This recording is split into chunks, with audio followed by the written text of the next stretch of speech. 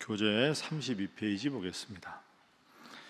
이스라엘 각 가문의 우두머리와 천부장과 백부장과 왕을 섬기는 관원들은 1년에 한 번씩 각자 맡은 일을 해야 합니다. 이들은 12개의 반열로 나뉘었고 각 반열은 24,000명으로 구성되어 있습니다. 그 후 각 달의 반장이 나오며 각 지파를 관할하는 자에 대해서도 나옵니다.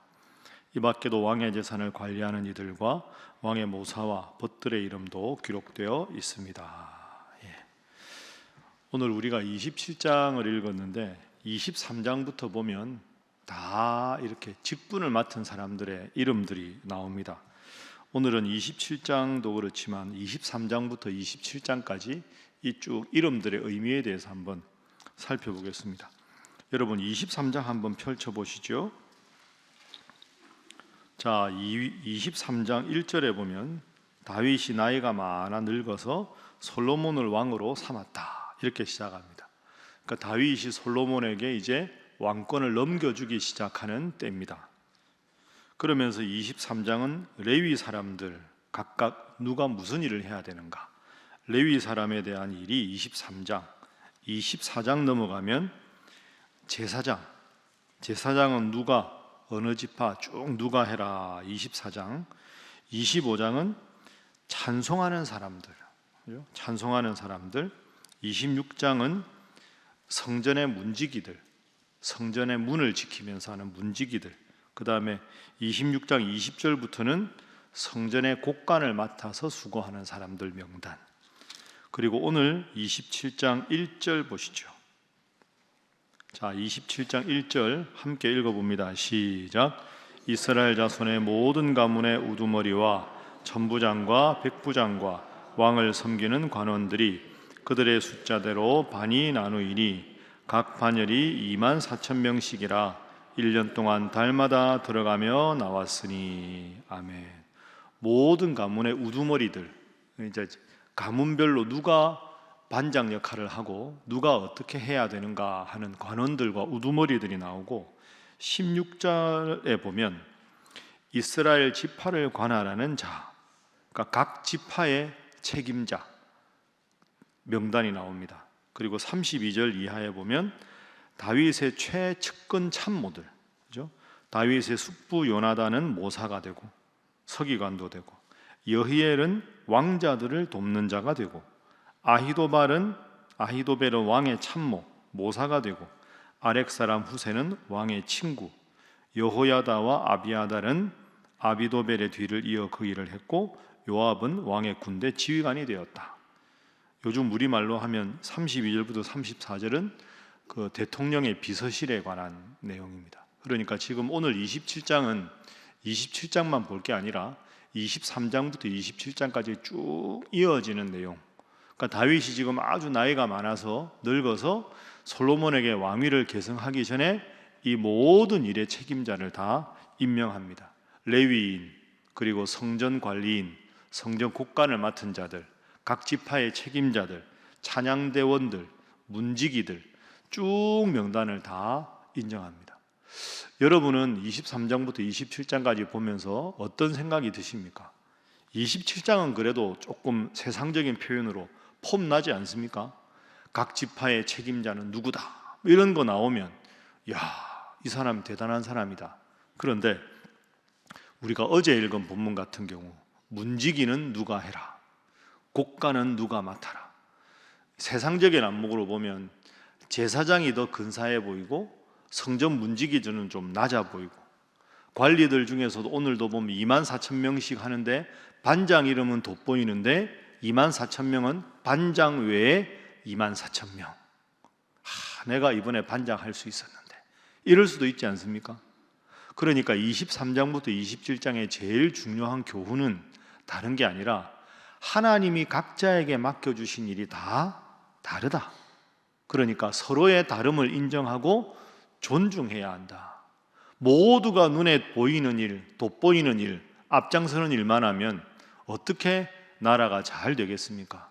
곡간을 지키는 사람도 충성을 다하고, 성전에서 문지기들도 충성을 다하고, 찬양대는 찬양대대로 최선을 다하고, 서로가 다 높낮이가 있는 게 아니라 하나님 앞에서 각각의 재능과 달란트대로 서로를 인정하고 존중하고 동역자로 대해야 한다. 그것이 이제 5장 전체의 핵심 교훈입니다. 그래서 오늘 첫 번째 기도 제목은 서로의 전문성을 인정하며 동역하게 하소서 하는 것입니다. 서로의 전문성을 인정하며 동역하게 하소서. 중요한 건 뭡니까? 누가 더 세상적으로 높다 낮다가 아니라 다 다르다 하는 전문성을 인정하는 거죠. 우리가 이렇게 새벽에 간밤에도 꽤 이제 더워졌는데 시원하게 에어컨이 나오고 방송 마이크 음향이 가능하고 예배 전후에 기도의 전후에 음악이 흘러나오고 찬양대가 찬양을 준비하고 이 모든 것이 하나라도 어그러지면 얼마나 힘들겠습니까? 눈에 보이는 모든 것은 눈에 보이지 않는 분들의 수고 때문에 가능한 거죠. 다 서로가 다르다. 달란트가 다르고 역할이 다른 것을 서로 인정하고 서로 축복하고 서로 존중해야 교회가 잘 되고 또 각 기업이 잘 되고 여러분의 가정이 잘 되지 않겠습니까?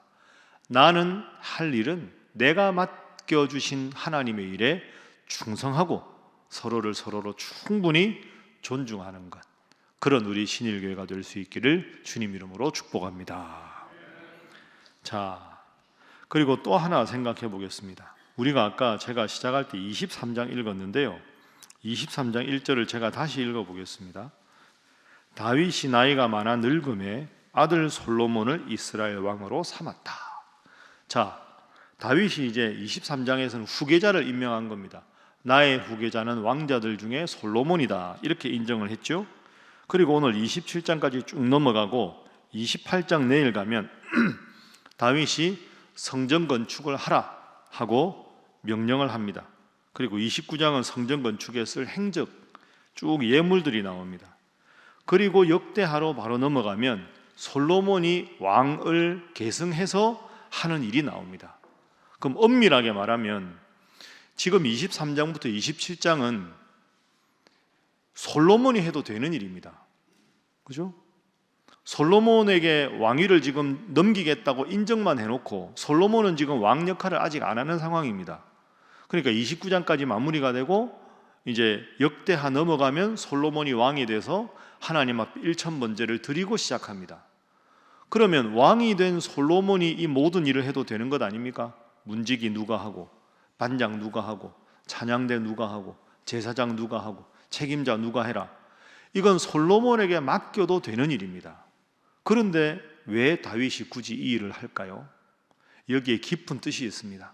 여러분, 솔로몬은 훌륭한 왕이라고 우리는 알고 있지만 이 당시만 해도 여러 왕자 중에 한 왕자에 불과합니다.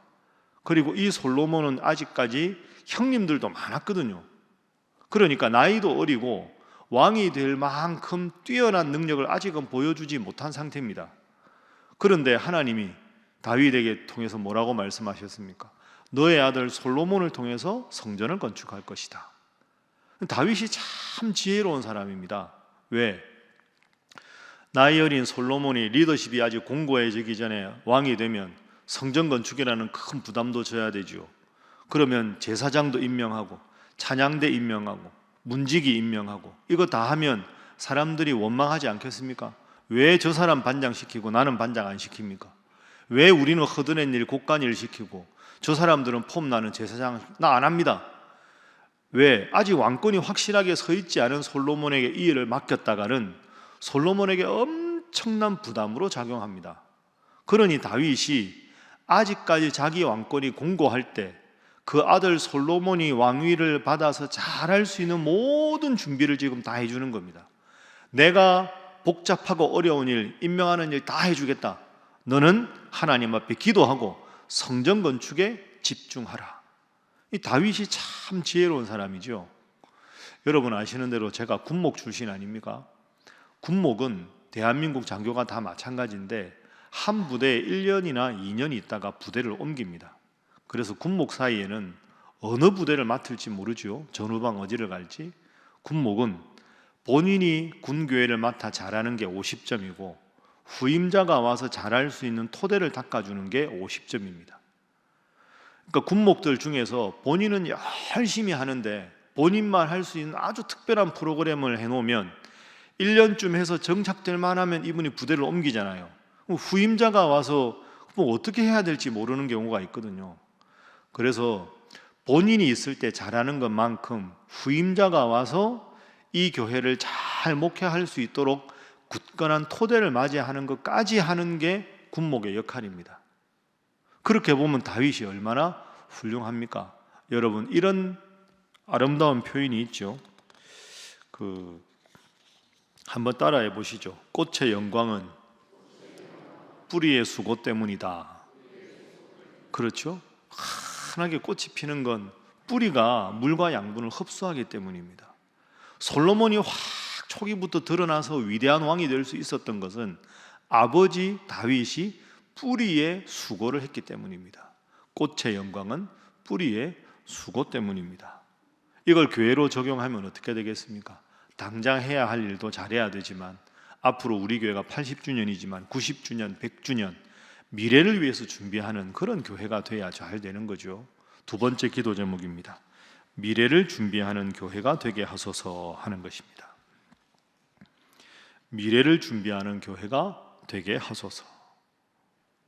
그러니까 지금 당장 아름다운 꽃을 피게 하기 위해서 해야 될 일이 뭡니까?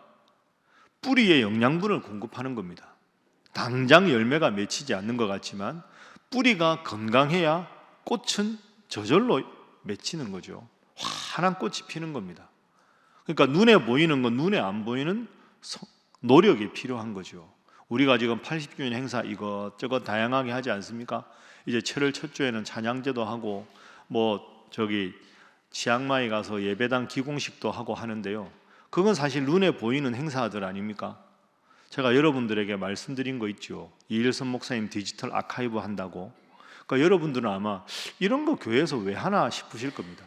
제가 감히 장담하건대 우리 교회가 90주년, 100주년 되면 한 20-30년쯤 지나서 80주년 때 이일선 목사님 그 어려운 6필 원고 그거 컴퓨터로 타이핑 다 하고 전문가가 원고 다 수정하고 그걸 누구든지 한국교회 교인들이 보게 하고 전문가들 뿐 아니라 우리 교회 교회학교 어린이 엄마 아빠가 들어가서 눌러보면 쉽게 이일선 목사님 이런 분이구나, 우리 신일교회가 이런 교회구나, 나도 이런 사람 돼야 되겠다.